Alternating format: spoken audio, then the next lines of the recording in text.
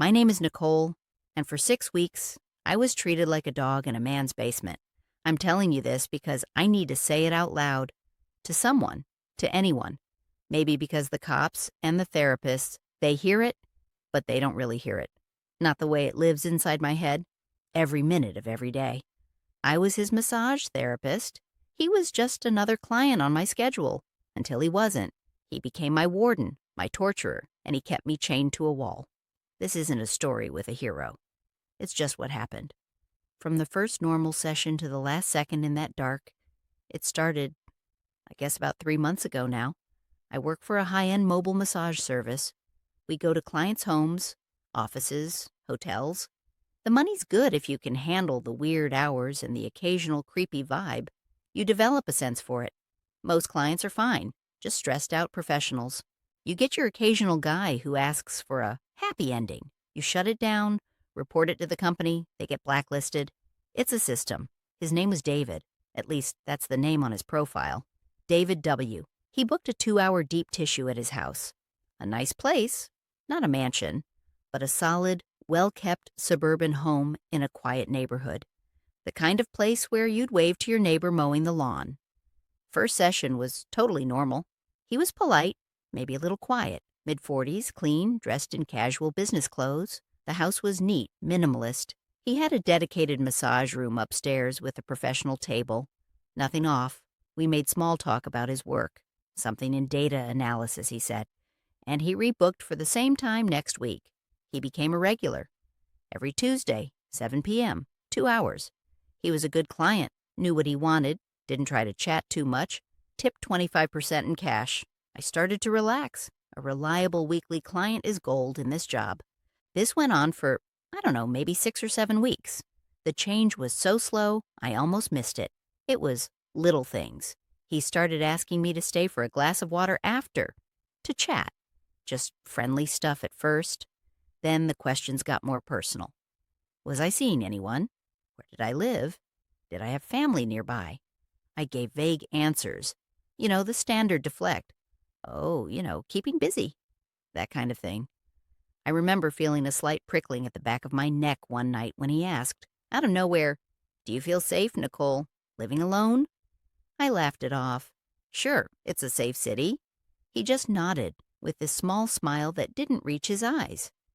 The Tuesday, it happened. It was like any other. I parked, grabbed my kit, walked to the door. He opened it before I could knock. He seemed eager. Come in, come in. I've got everything set up downstairs tonight. The upstairs room's thermostat is broken. That was the first red flag. We'd never used any room but the one upstairs. But it was a plausible excuse. I shrugged. Okay, lead the way. He took me through the kitchen to a door I'd assumed was a pantry. It opened to a set of stairs going down. The basement was finished, but differently. It felt intentional. The carpet was thick and new. The walls were paneled. There was a massage table in the center, but it felt out of place. The lighting was dim, just a few floor lamps. And along one wall, I saw something that made me pause. There was a chain bolted into the concrete wall behind the paneling. It ended in a heavy-looking metal cuff, open, like something for a large dog. Next to it was a green plastic bucket. My heart did a little stutter. What's with the chain? I tried to make my voice light, curious, not scared. He followed my gaze. Oh, that. Previous owner had a big dog, I guess. Been meaning to take it out. Don't worry about it. He patted the massage table. Ready when you are. Everything in my body was screaming to leave. But the other part, the professional part, the part that didn't want to make a scene over what might be nothing, said to just do the massage and get out, never come back. That was the plan. Do the 2 hours, collect the money, and cancel all future appointments with an excuse. I set up. He got on the table. I started working. The air felt heavier down there, quieter. I could hear my own breathing. About an hour in, he said, "Can you get the oil warmer?" I left it on the shelf by the stairs. It was a reasonable request. The warmer was there. I walked over to get it. That's when I heard the click. I turned. He was off the table, standing between me and the stairs. In his hand was a small black device, like a car remote. He pressed it again. I heard a heavy thunk from the top of the stairs. A deadbolt. Electronic. My mouth went dry. David, what's going on? We're going to play a new game, Nicole, he said. His voice was different. Flat. Calm. It wasn't David, the client's voice, anymore. The game is called obedience. If you're obedient, you get to eat. If you're not, you get punished. I dropped the oil warmer. It shattered. This isn't funny. Open the door. Now. He didn't move. He just pointed to the chain on the wall. Go stand there. Put the cuff around your ankle. I screamed. I screamed as loud as I could, rushing for the stairs, pounding on the thick door. He let me. He just watched, leaning against the massage table, with that same empty smile. I screamed until my throat was raw. Nobody came. The basement was too deep, the house too isolated. I slid down the door, sobbing.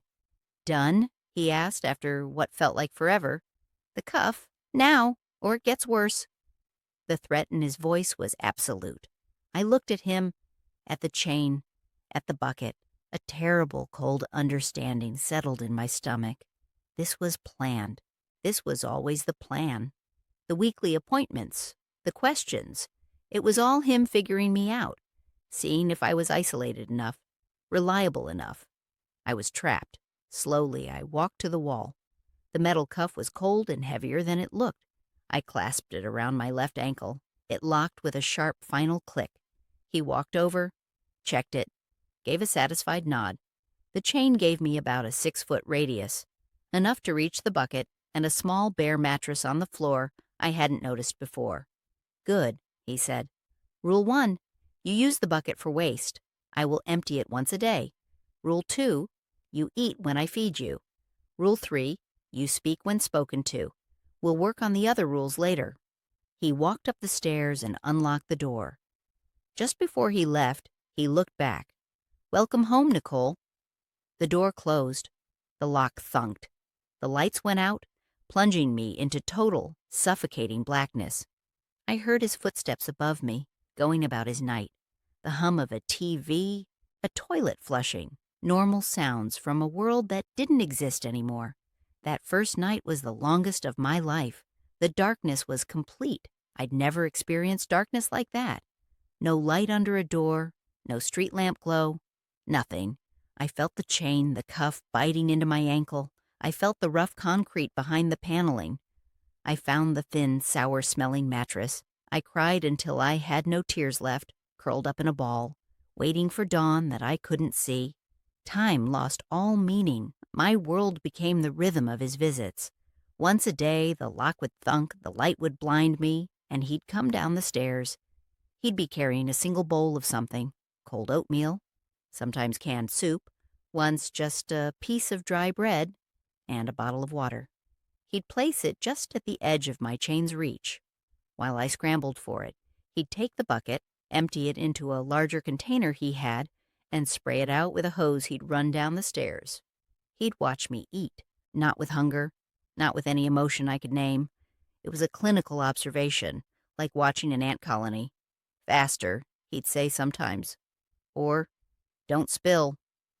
After I finished, that's when the violations began. At first, it was just him. He'd approach, and I'd shrink back, but the chain stopped me. He'd do what he wanted.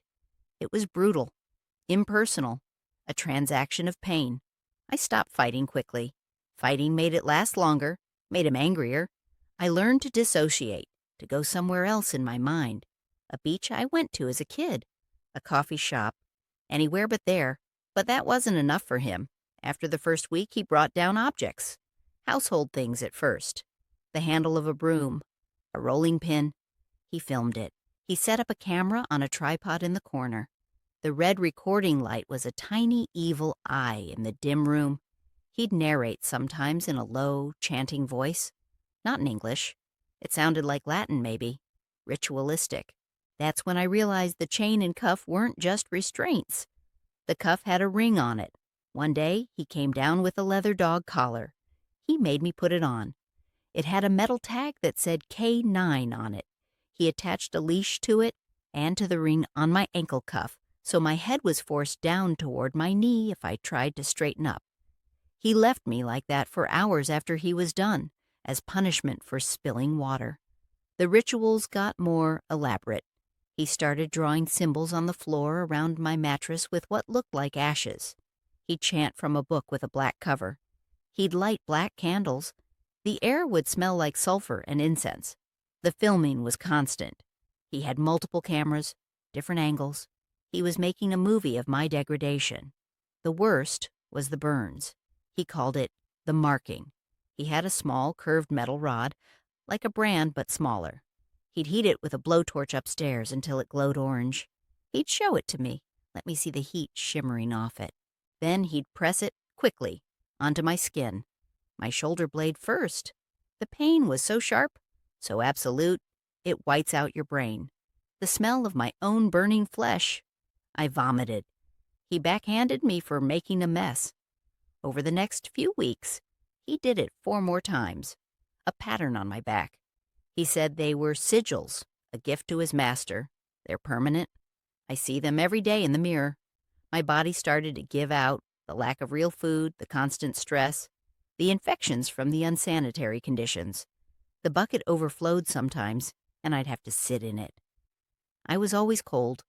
I stopped knowing if it was day or night. I was just a thing in the dark, waiting for the next bout of pain, the next bowl of slop. The person I was, Nicole, the massage therapist who liked bad reality TV and iced coffee, she was gone. In her place was this animal, focused only on survival for the next minute, the next hour. He started talking to me more during his visits, not as a person, but as a thing he owned. "You're progressing well," he'd say, wiping the camera lens. "The energy in this space is so much more potent now." Or, "You should be grateful. You're serving a purpose far greater than you ever could have out there." I stopped responding. My silence seemed to annoy him, but it was all I had left.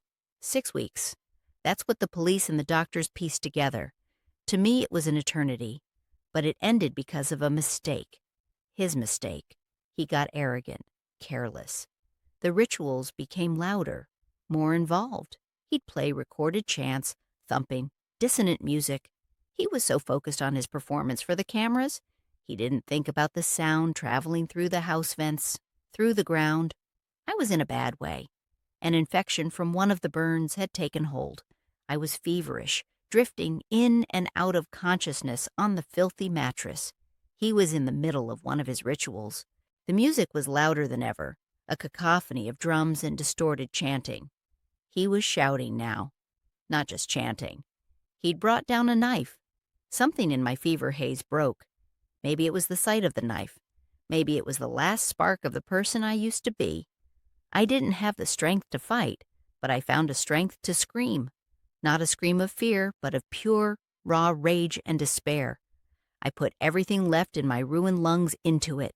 I screamed and screamed, drowning out his chants, my voice tearing through the basement.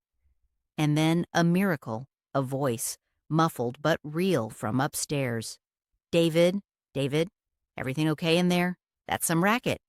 It was an older man's voice, a neighbor. Everything stopped. The music, David's chanting. My screams caught in my throat. I heard David curse under his breath. He quickly blew out the candles, grabbed his camera, and headed for the stairs. "Just a movie, Mr. Henderson. Sorry about the noise," he called up, his voice switching back to the normal, polite David in an instant. I knew this was my only chance. As soon as his foot was on the first step, I started screaming again, as loud as I could. "Help me! I'm in the basement! He's chained me up! Call the police!" I heard the neighbor shout, "What in God's name? David, what is that?" Then chaos, pounding on the front door. David shouting. More voices. The neighbor had called 911 from his porch. The police arrived quickly. They found David trying to act confused, saying he had no idea what the noise was. Maybe an animal. But they heard me. They found the locked basement door. They broke it down. The light that flooded in was the most beautiful and terrifying thing I've ever seen. Silhouettes of officers with guns drawn, their shouts of "Police! Show me your hands!" The look on David's face as they tackled him, not anger, just annoyance, like his experiment had been interrupted. An officer approached me, his voice soft. "It's okay. You're safe now.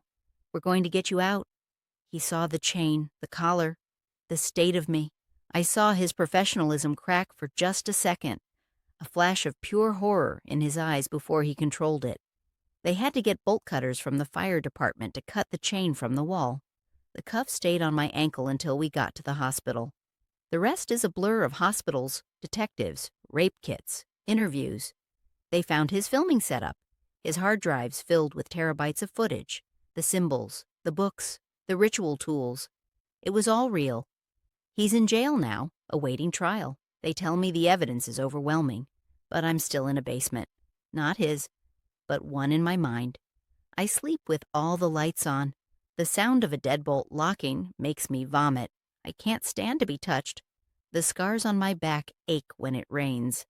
They tell me I have PTSD, which is just a fancy word for being broken. Why am I telling you this? I don't know. Maybe because when you go through something like that, the world splits in two. There's the normal world, where people worry about traffic and what's for dinner. And there's the world I know exists, hiding behind quiet suburban doors, where monsters look like normal guys and buy their torture tools on Amazon. Maybe if I say it, it makes it more real in the good world and less powerful in the bad one. He picked me because I was good at my job, because I was punctual, because I had a life that was quiet enough that no one would raise an alarm for a day or two. He saw a person he could turn into an object, a ritual component. For 6 weeks, he succeeded. I'm out. I'm free. But the chain, it's not really gone. I feel its weight every second. And some nights, in the dark, I still hear the click of that lock.